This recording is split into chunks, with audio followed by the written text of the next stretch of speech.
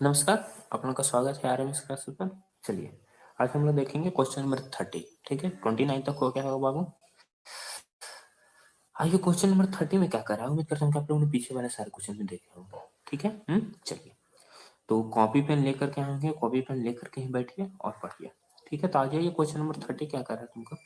उस समकोण त्रिभुज का क्षेत्रफल ज्ञात करें जिसकी परिवृत्त की त्रिज्या 5 सेंटीमीटर है और समकोण वाले शीर्ष से कर्ण पर डाले गए लंब की लंबाई 4.5 सेंटीमीटर है। ठीक है, तुमको उस समकोण त्रिभुज का क्षेत्रफल ज्ञात करना है। तो तुमको ध्यान से सोचना, परिवृत्त क्या होता है उसके पहले हम कॉन्सेप्ट को समझते हैं। ठीक है, चलो, तो मान लो परिवृत्त हम किसे कहते हैं। मान लो कि ये क्या है, एक ट्रायंगल है। ठीक है, तो ट्रायंगल के जो चारों जो वृत्त होता है ट्रायंगल, ठीक है, ट्रायंगल में वैसा वृत्त जो तीनों शीर्ष से होकर गुजरे।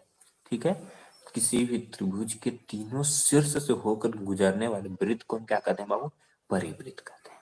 ठीक है, तो परिवृत्त इस तरह का हो गया। मगर यहाँ पर तुमको क्या दे दिया है, तुमको दे दिया एक एक समकोण त्रिभुज है। ठीक है, समझे हमने, तो परिवृत्त समझ गया। तो समकोण त्रिभुज है तो इसका मतलब क्या हो जाएगा, 90 डिग्री ना। एक उसका कोण क्या हो जाएगा, 90 डिग्री।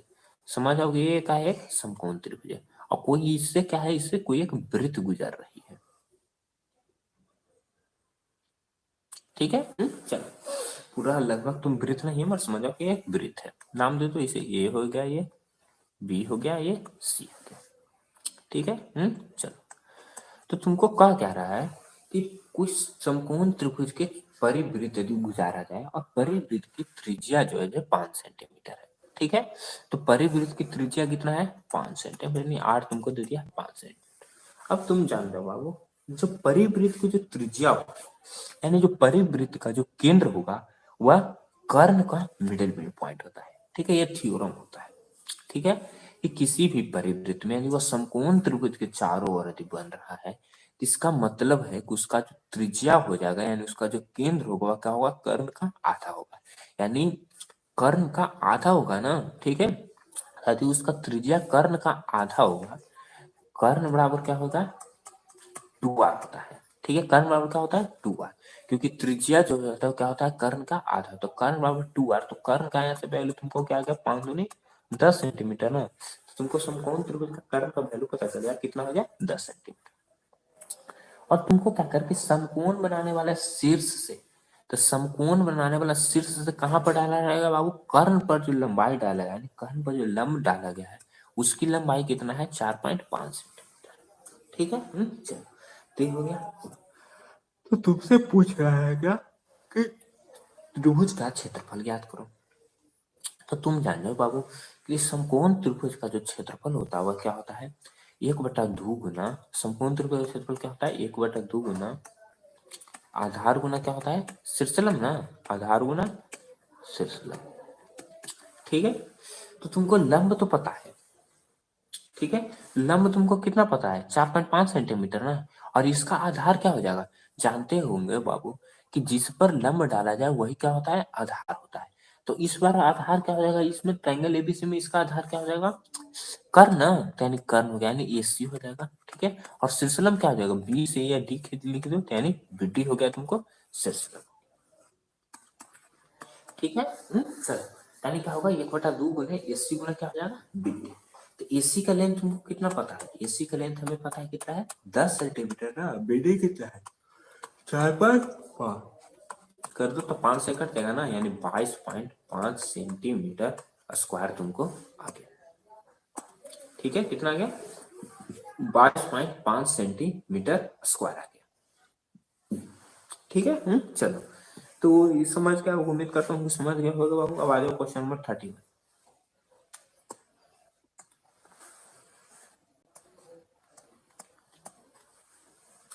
क्वेश्चन नंबर 30 में तुमको क्या कर रहा है कि किसी त्रिभुजाकार क्षेत्र का जो आधार है उसके शीर्षलंब का 3 गुना है।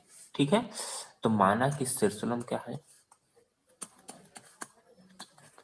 माना कि शीर्षलंब बराबर 1 सेंटीमीटर, आधार जो है उसके क्या है बाबू, शीर्षलंब का 3 गुना ना, तो आधार क्या हो जाएगा, 3 सेंटीमीटर। यदि इस क्षेत्र में 36 महाका प्रति हेक्टेयर की दर से बीज बोने का खर्चा इतना आ रहा है, तो इस क्षेत्र का आधार एवं शीर्षलंब ज्ञात करना। तुम समझ जाओ बाबू कि 1 हेक्टेयर का कॉस्ट कितना है। 1 हेक्टेयर का कॉस्ट कितना है 36.7 ठीक है। चलो 1 हेक्टेयर में कितना रुपया लग रहा है बाबू 36.7 ना। ठीक है, तो तुमसे कह रहा है कि टोटल कितना रुपया है। नहीं तो इसमें उल्टा भी है, ये लिख सकते हैं कि 36.72 में 72 रुपया में 1 हेक्टेयर कभी बोने का काम हो रहा है ना बाबू। चलो तो 36.7 रुपया में 1 हेक्टेयर, तो तुम्हारे पास कितना रुपया है 400। यदि हम 1 रुपया में तो कितना हेक्टेयर में बीज गुना जाएगा 1/36.7 ना।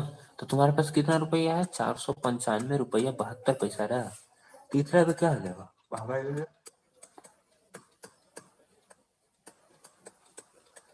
तो यहाँ से तुमको क्या निकल जाएगा कि कितना खेत में बाबू डेसिमल के बाद 2 जीरो है ना, डेसिमल के बाद 2 जीरो यानी कितने एरिया खेत में बीज बोया रहा है इतना ना 495 72/36 ठीक है। तो इसका स्क्रीनशॉट ले लो, नहीं तो नोट करना है तो नोट ही कर लिया होगा। ठीक है, या तो नोट करना है तो नोट कर लो, नहीं तो जल्दी से स्क्रीनशॉट इसका ले लो।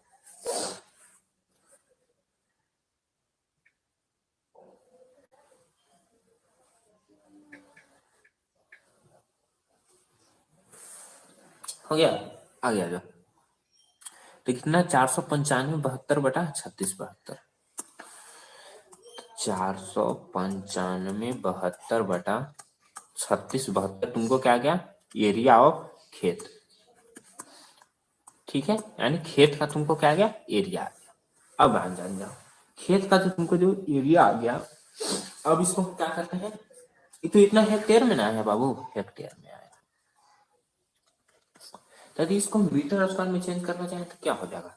तो तुम लोग जानते हो बाबू कि 1 हेक्टेयर बराबर 10⁴ मीटर स्क्वायर होता है। ठीक है, 1 हेक्टेयर बराबर क्या होता है 10⁴ मीटर स्क्वायर।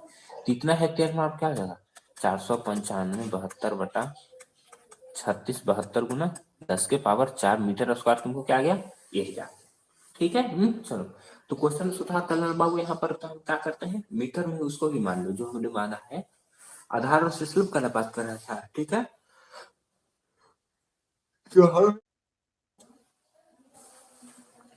चलो तो त्रिभुज का क्षेत्रफल का फॉर्मूला क्या हो जाता है 1/2 गुना आधार गुना शीर्षलम ना, आधार गुना शीर्षलम। ठीक है, तो एक कितना है आधार तो 3x है ना, और ये क्या है x ना, यानी क्या हो जाएगा 3x स्क्वायर बटा क्या हो जाएगा यार 2। ठीक है, कितना आ गया 3x स्क्वायर बटा 2 आ गया। एक त्रिभुज का हमने एरिया निकाल लिया। अब तुमने देखो त्रिभुज का जो हमने जो एरिया निकाल लिया और तुमने हेक्टेयर के रूप में इसको कितना है 3x स्क्वायर बटा 2 हेक्टेयर के रूप में, और यदि से मीटर स्क्वायर में चेंज करने तो कितना था 495 72/36 गुना 10⁴ ना, 10⁴ हो गया। यानी इसको यदि 36 72 से इसको काट दोगे तो वह कितना बता में कैलकुलेटर से यूज कर लेते हैं। यदि कैलकुलेटर से यूज करेंगे तो कितना हो जाता है 13.5 आ जाता है। ठीक है, तो लिखना चाहे तुम क्या लिखेंगे 3x स्क्वायर बटा 2 बराबर क्या हो जाएगा 13.5 गुने 10⁴ ना, 10⁴ तब यहाँ देखो तो x स्क्वायर बराबर क्या हो जाएगा 13.5 गुने 2/3 गुने 10⁴ 3 से काट दो 4.5 मतलब कट जाएगा।